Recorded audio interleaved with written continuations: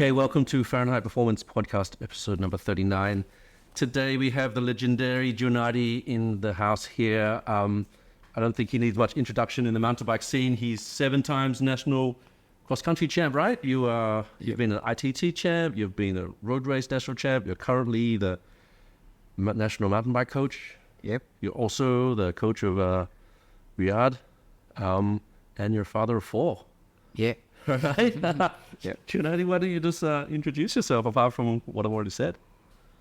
Thanks for having me, Martin. No problem. Yeah. My name is Junaidi. I'm 42 years old. National mountain bike coach with Singapore Cycling Federation for the national team. Of course, been retired as a competitive rider, but still enjoying cycling. Yeah, you've been... So, when I met you, I think I met you for probably 2013-ish, right? Yeah. You were still probably on the OCBC team back then, and this is when you're still riding road, and you're probably ITT champ back then, right? Yeah. But you started riding way before that, and you're predominantly mountain bike, correct? Yes. So what let's just go all the way back. Where did you start, and why did you stop riding? I started, I think, like somewhere in 1994. Okay. Of course. That's before most of these people are born, right? Yeah. So it started from BMX bicycle. Yep. Just riding around the neighborhood, doing some, like just having fun. Yeah. Riding out there, explore, doing things like probably like at 12, 14 years old, I've been like, riding with a group of friends like from Serangoon to East Coast. Yeah, yeah. Without Just telling hanging out after school on the weekends and stuff. without telling our parents. Yeah. That's a great way to explore. Right. Did you find that BMX helped you with your mountain biking skills? I think yes, in a way, it's more on the skills side. Yeah. But 94, 95, that's where mountain bikes start to pick up. The trend is there, so there's a transition. Yeah, yeah. It's so nice to see mountain bike with suspension. It's very cool, right? Yeah, yeah. And they're much bigger bikes. Much bigger, and they are fast. Yeah, yeah. Right? So I decided to save some money, and then asked my dad, like, I want to get a mountain bike. Yeah, yeah. Yeah. It takes a while. It's not like right away. Yeah, yeah, of course. Of course. You have to wait months. So then you started mountain biking, and then same thing, you just ride around mountain bike. When did you do your first race? 96. Okay. In Singapore? Yes, 1996. So my first mountain bike race, or my first official mountain bike race, is at Clementi, Boys Brigade. There's a mountain bike park there. There was? I don't think... Yeah, it used to be. Now I think it's... Like a condo? Now it's a flat. Yeah. Yeah, it's just right opposite Singapore Poly, where the T junction is. Dover and... Yep. Right. So that's my first race in mountain bike race. Back then, it was very interesting. It's so huge. Mountain bike is so huge. It was? Back then, yes. So bigger than it is today? Like, in terms of... Maybe in the junior categories, I feel. Because... like they have junior A and junior B, while now it's only junior, right? Yeah. So back then they have junior B, which is 16 to 17. Yeah. And then the junior A is 17 to 18, something like that. I guess with mountain biking, it is, of course, it's dangerous because you've got roots in the rocks and stuff, but you're not riding on the road, right? So parents can not feel easy, but it's not as like, they won't be as worried as riding out the road next to lorries and cars and stuff, right? True. Yeah. So back then, there's no disc brakes, there was no DR2, it's hydraulic. It's just a cantilever brakes. Yeah. Then a couple years later, and 2.1 or 1.95 tires maybe. Yeah, I think 1.95. Yeah. And then cantilever brakes, and they intro a new V brakes because you can't really stop with cantilever brakes. Yeah. I had an old Kuhara mountain bike with cantilever brakes. Like the V one. Yeah, you don't really stop. Yeah. Well, you don't. Stopping just slows you down, right? Yeah. So when the rim brakes came in, we're like, whoa, you really stop. And that's rim brakes before cable disc brakes before hydraulic disc brakes, right? Yeah. But then 2001, that's where disc brake came out. Yep. But that's still quick release disc brakes on 26-inch tires, right? yeah, 26-inch with I think it's a hydraulic brakes for sure. Because my first team that I raced with, like with the Cannondale Asia. So I think Cannondale is one of the bikes that have early adopted disc brakes, and they have their own brakes by Koda. Oh yes, I remember. But they don't let it stop. They don't stop. I'm on a. So the V brakes actually works better. I think I have a Volvo Cannondale CAD 3, I think. Nice. And I'm on a forum or a Facebook group that talks about these made in America Cannondales, and they always bitch about how the Koda brakes don't stop. They still bitch about it now. Yeah, it is. But then things get better. They progress. So then, of those national championships, so you did your first race 96-ish. When was the first time you got a national championship? Was it a junior or was it elite already? It's the elite because we don't really have a national championship back then. Yeah, I think it was only. Was it even called the Singapore Cycling Federation? That is SACA, Singapore Amateur Cycling Association. Yeah, I'm sure, or something like that. Yeah. Right. So yeah, before SAF. Yeah. So when was the first time you got you won a race? It doesn't take long though. Yeah. Yeah, even though like usually for Junior B the start is about 20 riders, 30 riders. Wow, good numbers. Yeah, that's great. Good numbers, because I think back then also you can see in schools you have posters about the events. Oh, yeah. So they have a calendar, like I remember they have Tag Heuer, or even during my time it's Avian series. So you have 5 different races in a year at a different venue. Oh, so you can get points at each of the races and and you won the championship. Oh, that's cool. Yeah. So the first year in Junior B, I already won the championship. Yeah. But it was so fun back then, because why is you are looking for, you always look forward. Yeah. The first race will be in Clementi Boys Brigade Trail, and then it goes to Bukit Timah Nature Reserve, the much more older one. Yeah. It's the same, but it's a different track. Yeah. And then you have Pulau Ubin. Yep. Then you have one of the best places to organize races in Sentosa, where just next to the beach. Oh wow, they had these races there. Yeah, it's so good. Yeah, that sounds awesome. Yeah, see, these are those sort of things that are lost these days. We don't have these racing, especially for mountain bike. It's not easy, I think, because I think there's a lot of red tapes. It's not easy to organize races here in Singapore. Yeah, and it's not profitable, right? Exactly. So why, if you're an average citizen, why would you organize a race? Because you're just going to lose money out of it. Right? Yeah. And then I guess you got a string of national championships, right? Cross country. Yep. So you're just describing to me before we went on air that XC and XCO is different, right? So back then you were XC champ. Yeah, XC back then the duration of the racing easily like about between 2 to 2.5 hours. Okay. So and you're going about 20 kilometers an hour, so 2.5 hours, like 50 kilometers. Yeah, probably you're looking at about 40 kilometers average kind of racing. Yep. While now XCO is probably about 20 to 30 kilometers. So is it harder racing now? Like, is it more intense racing More now? intense, yeah. It's like cyclocross, it's from the gun. Yeah, yeah. Because you got to get the first line into the first corner because you can't it's hard to pass. Right? Yeah. And then 1.5 hour of hard racing. Zone 4, Zone 5 racing, right? I mean, back then it's also we doing hard, but you have to be a little bit conservative. You need to plan your recovery. So if you were, if the 18-year-old Junaidi was riding now, right? What's the biggest difference between racing then and racing now in Singapore? Probably now is more technical. Okay. The terrain, the course is more demanding. Yep. Yeah, like now the XC is as good like back then of downhill racing. Yeah. Because there's rock gardens and there's jumps and berms. There's so many features. There's so many technical stuff. They almost put that in for the spectators to see people crashing almost sometimes, Yeah. So I think the reason of the XCO, the Olympics cross country, is because of viewers, spectators.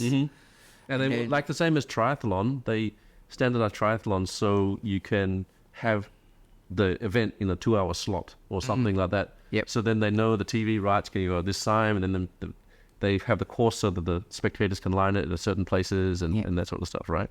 Yep. So you were also on the OCBC Continental race team for a while. So were you doing the road stuff to cross-train for the mountain bike, or were you actually trying it out for serious? What was the deal with it? I mean, in the late 90s, I already started riding road bike. I do race in Singapore and Malaysia, like road racing as well. Yep. It's part of my training. Yep. But the advantage of any mountain biker, I feel, if you can do road very well too. Yeah, as long as you have the engine, right? Yeah. Because what Riyadh, when I was talking to him, he said that 75% of his training or something is on the road, just to keep the aerobic base up and to keep the fitness, and then 25% skills or whatever like that, right? Yeah.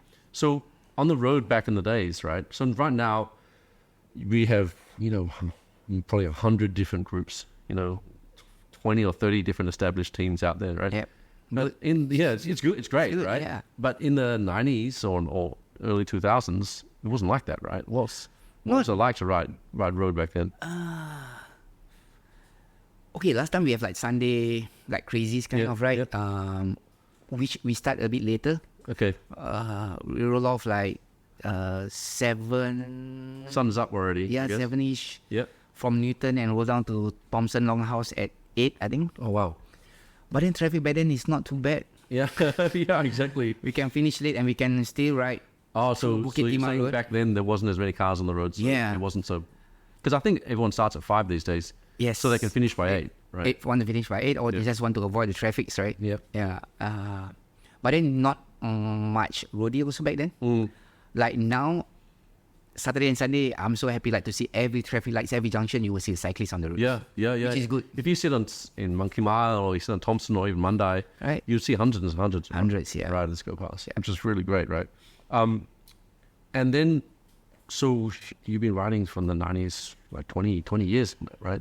Almost 30 years right now, right? Yes. But you have, like, I never see you injured. I never see you, complaining about anything. How did you stay so fit and injury free for such a long time?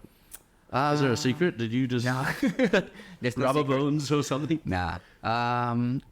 I think I'm quite lucky though. Yes, I do have some serious crashes. I mean, like some heavy crashes. Yeah, because mountain bike's full of crashes, right? Yeah, but in a way, I'm quite lucky. No broken bones. Of course, soreness, bruises, abrasion. Yep. Like road rash. you can see, my whole thigh is like a lot of Yeah. scars. Yeah.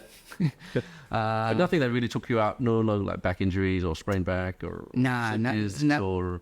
So far so good, but some minors like sign in the beginning, like knee pain and stuff like that, which I'm quite lucky because from 2001 when I was with the national team. Yep. So we have good. We have medical sites that will be able to assist us. Yep. Like the physio and massage. Yep. And back then you don't have much choices. Yeah. Like now you have like Yep. Fahrenheit. You can come here. You can get. There's lots of physio places. So many, right? It's so convenient. Back then, like It's SSI. That's it. it's SSI. Yeah, right. But there's did you cross train? Did you go out running, or is it just cycling all the time? Nah, just cycling. Yeah. And, I don't really like running. Yeah. Okay. But at big race, like preparing for big races or major competitions, of course, it's a systematic kind of trainings where we work on our strength conditioning as well. Yeah. I remember Move used to assist you guys, sponsored. They wanted to go to the Move gym down at Kilini. Yep. It's gone, long gone now. Long but gone, it was that was a good times when Definitely. when we're supporting SCF. And then so, I guess you were successful for a string of years, right? And then suddenly, you started. I think you started the Awano Technology team, right? Yeah. Was that your initiative or what? Yes. What's the story behind that? A story is a good friend of mine, been so supportive, because I lay off for quite a while. He said, "Hey, Jude, why aren't you racing?" I said, "It's not cheap. You need a bike, you need this." He said, how much it costs? Oh, okay, come. I will support you. Yep. Please do your race. Yeah. I do a good 1 year of racing. Yep. Yeah. Because the support is there. Yep. And the following year, he asked me, what's next? You're getting older, right? Yeah. You're not doing this every year. I said, what is something missing? I said, something is missing is to develop riders. Because the years of riding and racing, right? I see so many like friends, athletes, or someone that I know like come and go. Yeah, because in reality, it's expensive sport. It doesn't pay the bills. You probably end up getting a job so you can't train as much. True. And then life just takes over, right? Maybe you're married and kids and stuff. And then if you don't have the support structure to keep you in the sport, it just slows down, right? True. Yeah. So So that was the point of the team, was to sort of have a development team to support the younger riders to support the younger so they riders. stay interested in the sport and they can understand how it all works, right? Yeah, and to groom someone that, because at that time my age is also already like 30, 34, 35, right? But I'm still winning races in the elite category, while we have the younger ones, which is a little bit struggling because they always like 2 or 3 years in the sports and they just go missing, because what is missing is, I think, the support and the structure. The step was too high at that point, right? So you're either amateur, okay, but then you guys are up here, and it's very disheartening. Every race they get hammered by you guys, but then in reality, all they need is one more step to get there, right? Yeah. So the goal of setting up that team is to develop riders to get as close to me, or even like what I set myself is, if these guys can beat me, I think it's about time where I can step down, because exactly, and you can walk away without regrets. Right? It's an achievement, There's, at least the hole is being covered. Yeah, exactly. So you set the groundwork for the next generation. Yeah, right. You find that's been a successful team. It worked. Yeah, I think it is. It is. It did what you wanted it to do. Yeah, I think I'm quite proud of it. Yep. So that team sort of evolved into now the Virgin Racing team. Yeah. Right. It's not quite the same, but most of the core people from there ended up there, and then added some other people. Yeah, and a different drive. Yep. Is because Virgin, right? Is the meaning of Virgin is flourish. Yeah. We want to stay together. Grow together. Go together. Yep. Grow together and progress together. So that was sort of then. Yep. And you set up a team. Team successful. You're still riding. You used to ride with the team as part of the team. Yep. No, not so much anymore. You sort of transitioned into the coaching role. Yeah. All right. So now what fills your day these days? And you're the mountain bike coach for the SCF, right? Yeah. As well as personal coach for other people. But is it like whenever there's a big race, you travel with the team, or what's going on? Yes, my role is basically we are just kind of like all rounder. Yep. Yeah. Whenever we have riders like doing the mountain bike races under the national team. So so as a coach, are you programming the training, or are you, because mountain bike is very skill based, are you riding the courses and teaching them the lines and showing them a little skills? bit? I'm not really a skill coach. Okay. But with my experience of riding and racing, exactly. The input is all being given out. Yep. And of course, it's more focused on racing craft. Yep. Tactics. Yep. Tactics. Tactics, yeah. So there's a lot of things like going in there and racing. Yeah. You need to know. Yeah. So it can be a lot of aspect, like even like pre-race competition. Like you want to guide them. You want to make sure that they're 100% ready. Or even to, in a way, like to motivate them and to encourage them. And you're almost like the chaperone, right? So you make sure everyone goes to sleep in time, make sure they eat, make sure they got all the bottles ready, make sure they charge their You name it. Can be a coach, can be a dad, can be a brother, can be a all in one. But like, I've been following you, and you've traveled more places than I would ever in a whole lifetime. I see you, like, you're in Germany, and then you're in Thailand and Japan and Indonesia and Malaysia and all over the place. It's really in India as well. It's really quite a great role that you're playing. It just seems to be very glamorous, but I'm sure it's not as glamorous as it sounds. It looks quite nice. Yeah. But I think at the end of the day, it's the passion that really important. Yeah. It's not an easy job, I think. Yeah, I know. Yeah, I can understand that. I think because we are just a small, we are a big association, but in terms of mountain biking, with all the resources and the budgeting that we have to play it safe. And the training facility, there's not huge training facilities in Singapore, right? Because there's not many mountains for mountain biking. For mountain biking. But it's okay because if we don't have the quality, we have the quantity. I promised myself not to talk about Riyadh very much in this podcast, but you are his coach, and you were there when he crashed, right? Yep. Because we've done a whole podcast about this crash, right? Yeah.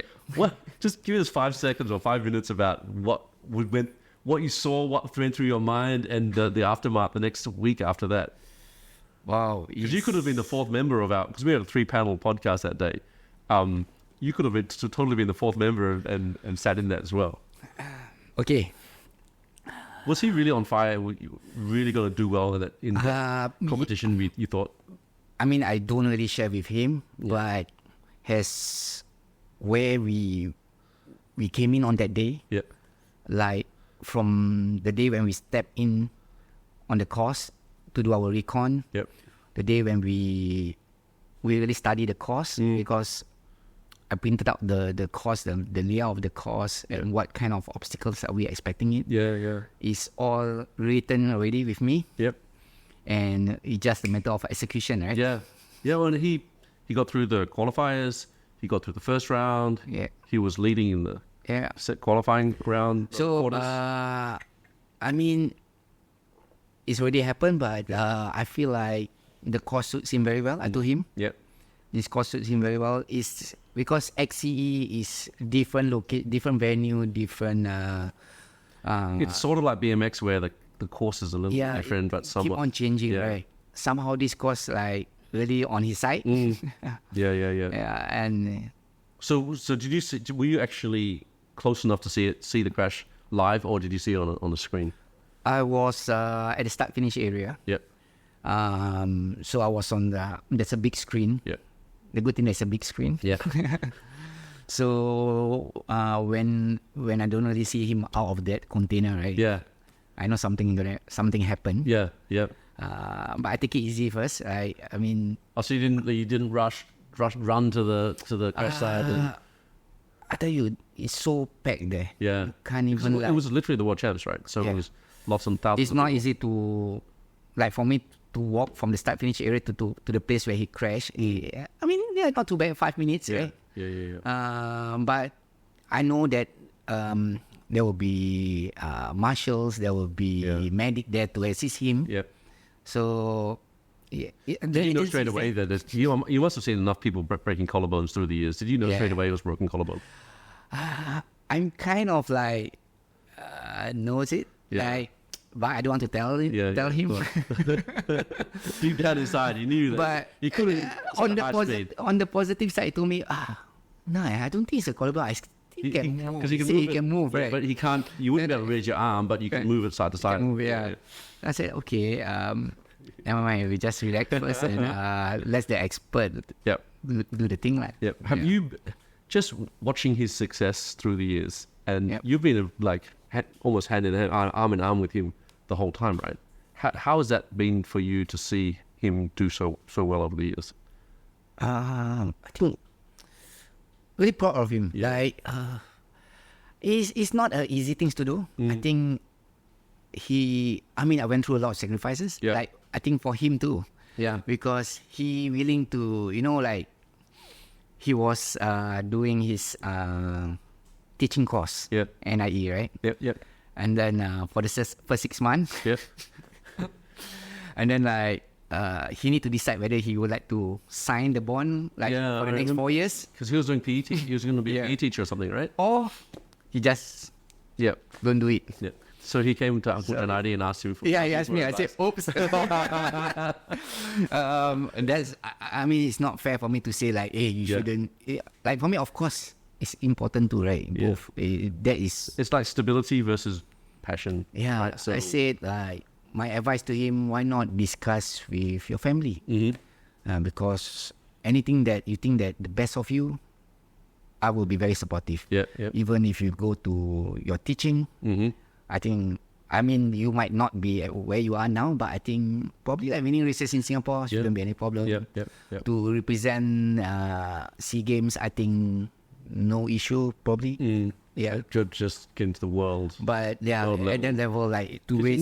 you need a full-time commitment, Yeah. right? And I think he's the first guy who raced for a mountain bike team. Yeah. Like And mountain bike teams are so few and far between as well, right? yeah, Yeah. yeah, it's not. So you're a coach, right?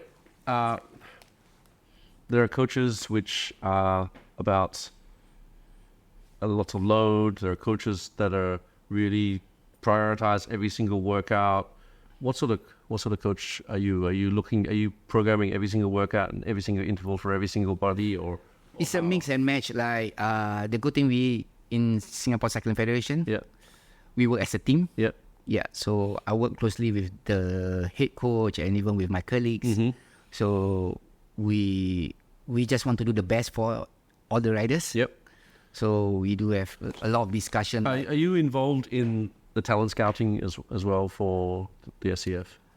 For the mountain bike, yes, Yeah. we do have like trials. Yep. Every So year. what are you looking for? Are you looking for results? Are you looking for numbers? Or are you looking for like work ethic and personality when you're looking for riders? Or I think it's all three? I think it's all though. You need to have all this to be the best. I think.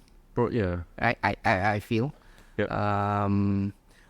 You know, I experienced like kids turn up for the trials, but you can see from the face expression they don't have any interest. Yeah. They're just good. They might be strong but not interested. Yeah. Right? Or they might win Or and be even sometimes like the parents like pushing them into the pushing sport. them, you know, like, hey, but you know that they're not enjoying it. Yeah. So this is, I don't say it's the new thing, Yeah. but yeah, this is getting. So you're saying passion, you need to have the passion to stay in the sport, In the right? sport, Like yeah. for you, you've been doing it for a zillion years now. If you weren't so passionate about it, you probably would be sitting on a chair watching TV, right? I mean, yes. I mean, I lay off for a couple of years, like before the OCBC thing. Yeah. You know, I took a break. Yeah. Somehow cycling is the one that really brings me. I mean, I do other sports as well. Like a little I've bit seen of you doing motocross or motorbikes. motorbike. race? I do a bit of motorbike riding and then play football once in a while. Okay. Yeah. Okay. But cycling It draws you back every time. is the sport. And It's my sport. it's great because you're already 42, you said, right? So cycling is a job, Yeah. right? And cycling has been your life the whole way through since your high school, for example, right? Yeah. So you're a perfect example just to show people in Singapore that Yeah. you don't have to be an accountant, you don't have to be a lawyer or a doctor. You can have sport to be your profession. Career, yeah. Career. It's a very viable career. Yeah, so it's definitely like for me, I call it a transition. So from athlete to a coach, which is like very very very good. Yeah. I feel so good because if I was thinking like back then 10 years ago, probably you don't even think that you have this kind of opportunities yeah. because we don't have full-time coaches here. Yeah. And then I guess a lot of discourages people when they get into the sport thinking, where is this going to go? Am I going to be a full-time athlete forever, right? Yeah. And as long as there's a pathway of when your career finishes, you can do something else. You can still support. There's a lot of things that part of it. can be part of it. Like Sports SG, they've been giving out articles, like they've been sending out emails, like any clinics or opportunities. You know, Yeah. You not only coaching, but there's a lot of other opportunities. It can be events, can be monsieur. There's a lot of things. So, how much riding do you do these days?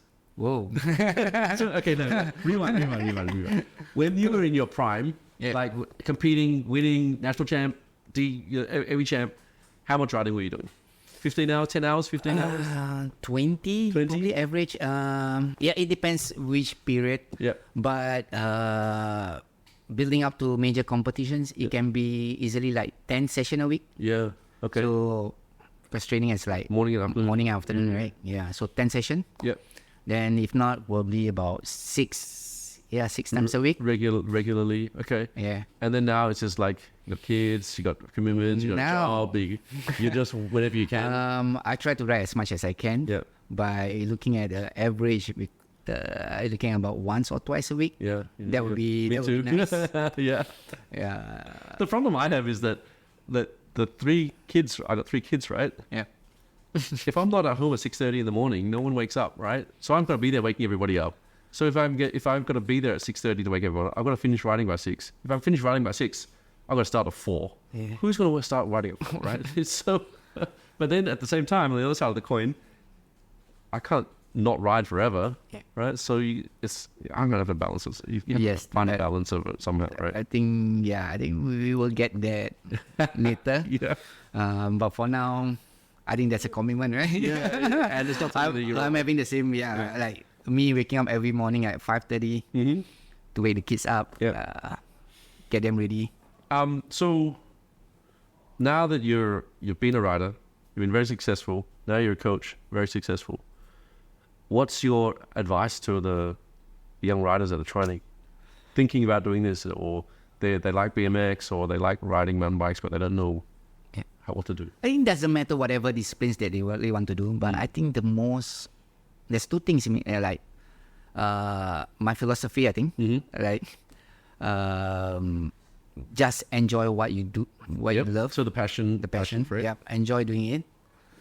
And number 2 is being consistent. So that's my number 1 pillar to be a good athlete or cyclist. So consistency is in rating, trainer the trainer.